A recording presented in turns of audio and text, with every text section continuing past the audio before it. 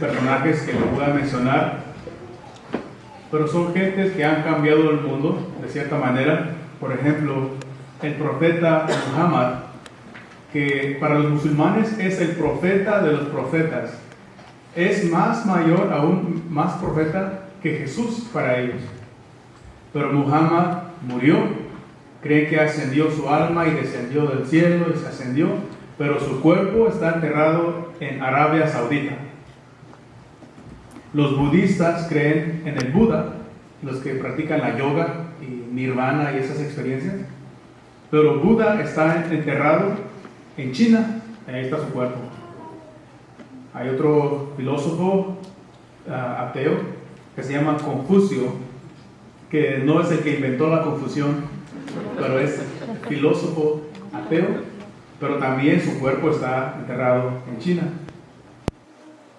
Hay otros, Karl Marx, el que inventó el comunismo, y está enterrado en el Reino Unido. Aquel ateo que dijo, Dios está muerto, yo maté a Dios, Friedrich Nietzsche, él está enterrado en Alemania. Y hay otros más, como Darwin. Fueron gente tan poderosa que cambiaron al mundo, pero no de la magnitud de nuestro Señor Jesucristo. Porque Jesús fue y es Dios, murió, pero resucitó con su cuerpo glorificado y ascendió al cielo así. Nosotros murieron y están ahí en sus cuerpos. Y hay otros mitos de otros dioses de griegos como Zeus, Poseidón, Atenas, Hércules, esos. Pero son mitos que no están en la historia. Y han de decir, padre, pero ¿por qué no está diciendo todo esto? ¿No? Ya se le subió el incienso a la cabeza, ¿qué le pasó? No, todavía no. Lo digo esto porque allá en la cultura de ahorita sus hijos, yo lo pasé, que son esas filosofías que enseñan eso en la iglesia, en las escuelas. Poco a poco hacen Jesús a un lado, siendo que Jesús sí es histórico. Podemos trazar en la historia, en los tiempos de Herodes. Gracias a Dios tuve la oportunidad de ir a Jerusalén. El seminario manda a los seminaristas allá. Espero que algún día ustedes puedan ir, si les da la oportunidad vayan. Fui a la tumba y en efecto la tumba está vacía. La tumba de nuestro Señor está vacía. Entonces, pues del testimonio que les traigo, que ojalá ustedes puedan ir a ver un día. Pero lo primero que debemos creer de la muerte, pasión, muerte y resurrección de nuestro Señor es que sí sucedió. ¿Okay? Empezar por ahí, que sí sucedió. Les apuesto, estoy seguro que de los que le acabo de mencionar, sus seguidores, si a sus seguidores les dijeran, te vamos a fusilar, al menos que renuncies a esas cosas que tú crees. Yo creo que la mayoría, si no todos, dijeran, oh, si mejor muere, prefiero vivir que me mates por los otros que te acabo de decir.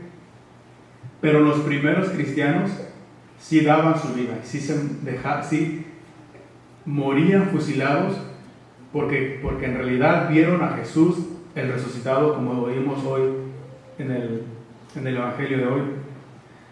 Y la iglesia, nuestra Santa Iglesia Católica, en su sabiduría nos acomodó las lecturas por ejemplo, de Cuaresma, ahorita de Pascua, y luego la Ascensión del Señor, y luego el Pentecostés. Las lecturas están acomodadas en su sabiduría para que nosotros caminemos junto con Jesús y con sus discípulos, que sus discípulos también dudaban. Tanto que dice la lectura de hoy que no lo reconocían. No lo reconocían, dice. Me gustaría hablar de San Pedro, el primer papa, que el Evangelio de hoy le podemos decir que es la redención de Pedro, de San Pedro, porque ¿se acuerdan cuántas veces negó a Jesús? 3. ¿Y cuántas veces le preguntó Jesús que si lo amaba? 3 veces. Entonces, él es alguien que defraudaba a Jesús, pero todavía Jesús paciente lo amaba y lo dejó a cargo de su Santa Iglesia Católica. La tumba de San Pedro, por cierto, ¿saben dónde está? En Roma. Está en Roma y hace algunos años, creo en el 1950, analizaron los huesos y los huesos del santo San Pedro, que los huesos de los pies identifican que en verdad sí Él fue crucificado, pero no igual que Jesucristo. La tradición nos dice que San Pedro no se creía digno de ser crucificado igual como Jesús y pidió a los romanos crucificarse de cabeza. Por eso en la Santa Silla, en la Santa Sede, en la silla del Papa de hoy, en la silla se puede ver una cruz de cabeza. Y mucha gente malinterpreta eso, pero es porque San Pedro murió crucificado de cabeza. El que negó a Jesús 3 veces dio su vida por aquel Señor. Y yo digo que es un poco triste, la verdad, conmovedor, pero no se queda en la tristeza porque fue una historia de amor, ¿verdad? Porque los discípulos que dudaban me recuerdan a mí las veces que yo dudé, porque yo me preguntaba esas preguntas también. ¿Qué hace diferente la historia de la salvación de nosotros a Jesús y todo lo demás que hay allá afuera? Entonces, nos recordamos que si nos alejamos de Dios, o que si no estamos escuchando, venimos, ¿qué le dijo hoy a los discípulos? Le dijo, vengan ¿a qué? A almorzar. Vengan a almorzar, o sea, vengan a mí. Si paramos de venir a misa, poco a poco nos vamos alejando y puede que llegue el punto donde ya no reconozcamos la voz de Jesús, que no reconozcamos a Jesús en la Eucaristía. ¿Y qué es una hora en el domingo, cada domingo, o 2 horas que vengan el domingo a alimentarse del Señor? O si predica el Padre Eduardo, quizás 3 horas. Pero son maneras que ustedes están siendo alimentados y Dios, pues ustedes saben que algún día quizás venga otro sacerdote y quizás van a tener más hambre de todo lo que el Padre Eduardo les da, todo lo que les alimenta. Pedro dijo, daría mi vida por ti, pero lo negó 3 veces. Y aun cuando lo miró resucitado, ¿qué hizo Pedro? Regresó a ser pescador otra vez. ¿Se acuerdan que dijo hoy? Voy a pescar. Y sus discípulos dijeron, yo también vamos contigo. Eso me recuerda a mí cuando me llamó, Dios habla 3 veces. Me llamó primero cuando un amigo mío se fue de misionero y estaba a punto de irme de sacerdote, pero era más joven y más inmaduro y no me fui. La segunda vez, en un retiro, sentí que Dios me llamaba en el altar cuando el Padre estaba consagrando y yo me conmoví mucho y me puse a llorar y pensé, Dios me está llamando ahí, pero me resistía, un corazón muy duro. Pero le di la oportunidad a Dios, según yo, y miré el seminario, pero no dejaba todavía conquistarme por Jesús. Hasta la tercera vez, cuando otra vez sentí un llamado fuerte y sentí una paz cuando finalmente le entregué mi vida totalmente a Jesús. Y les confieso algo, que me aceptaron en el seminario, me dijeron, antes de que vayas al seminario mejor, vamos a que vivas a una iglesia, como aquí, hagan de cuenta que un seminarista viviera aquí, y a ver cómo ves tu vocación. Y les confieso de que yo tocaba en una banda antes, yo creo que les compartí una vez, y la banda me seguía llamando, me decía, Manuel, vente porque no hemos encontrado a alguien que te reemplace. Y pues yo a veces necesitaba dinero y decía, y lo dudaba, como que sí quería ir, y una vez sí fui. Imagínense, ya estaba yo viviendo en la iglesia, y no era seminarista, pero ya estaba yo en mi discernimiento serio. Entonces fui a un club donde tocábamos, yo escondido según, necesitaba dinero, y vayan a ver que una amiga grabó y lo puso en Facebook, y dice, Manuel, me dio mucho gusto verte otra vez, y todo eso. Y dije, oh my God. Y reaccioné, ¿qué estoy haciendo, no? Dios nos quiere calientes, no nos quiere tibiecitos. Y desde ahí, Dios siempre ha proveído para mí. Y gracias al apoyo de la parroquia, de la gente que apoya a sus sacerdotes, podemos entregarnos nuestra vida totalmente a ustedes. Y ya nunca más tuve necesidad. Me sigue gustando la banda, me gusta la música muy bonita, pero en los lugares donde habitaba, contaminaba mi cuerpo y mi alma, ¿cierto?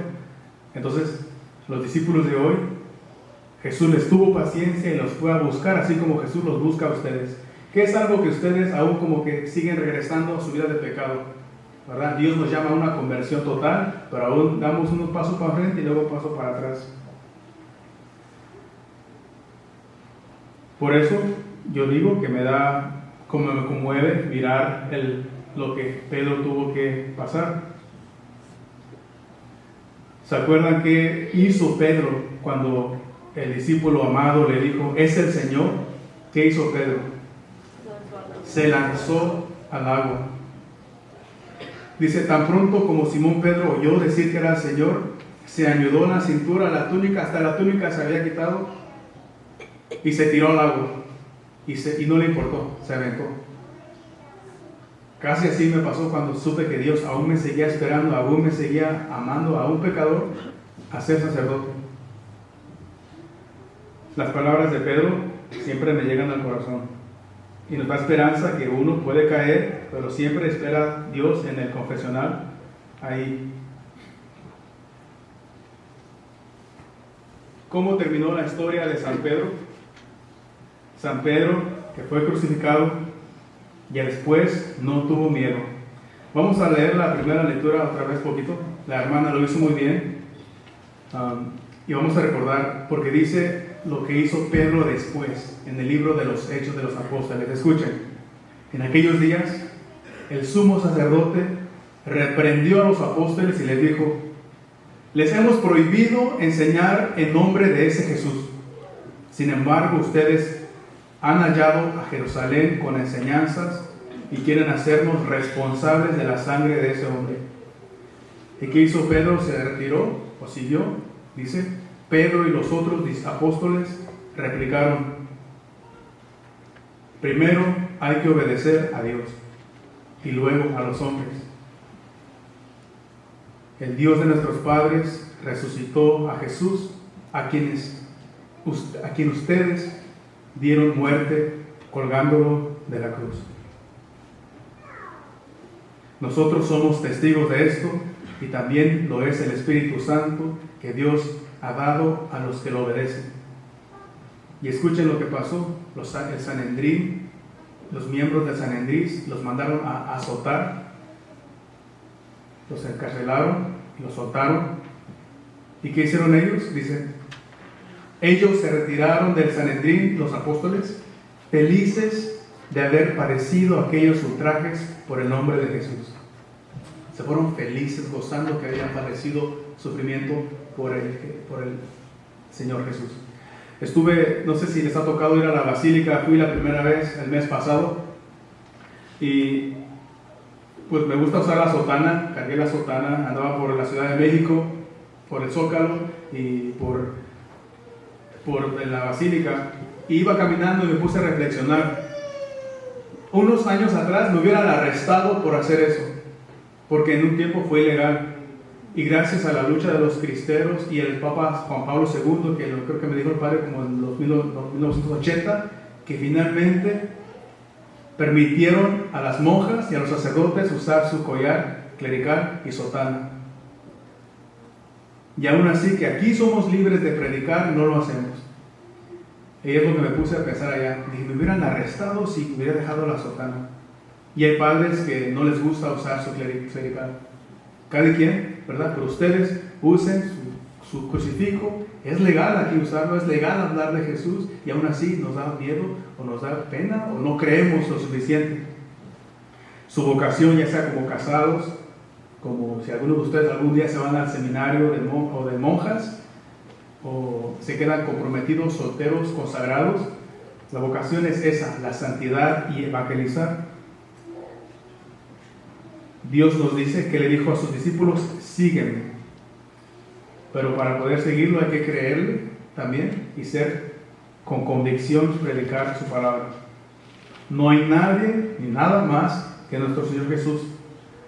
Los budistas, los musulmanes, los ateos, se les respeta a cada quien su creencia, pero nosotros tenemos a un Jesús resucitado y que ustedes lo reciben todos los domingos aquí en la Eucaristía, donde está su presencia real. Entonces, que la redención de nuestro primer Papa, San Pedro, sea ejemplo para nosotros y pidámosle por su intercesión, así como él corrió con Jesús, así que corramos siempre cuando sepamos que vamos a misa y Jesús nos dice, vengan a almorzar. Pues le decimos al San Pedro, nuestro primer Papa, que ruegue por nosotros, diciendo: San Pedro Apóstol, ruega por nosotros. En nombre del Padre, del Hijo y del Espíritu Santo.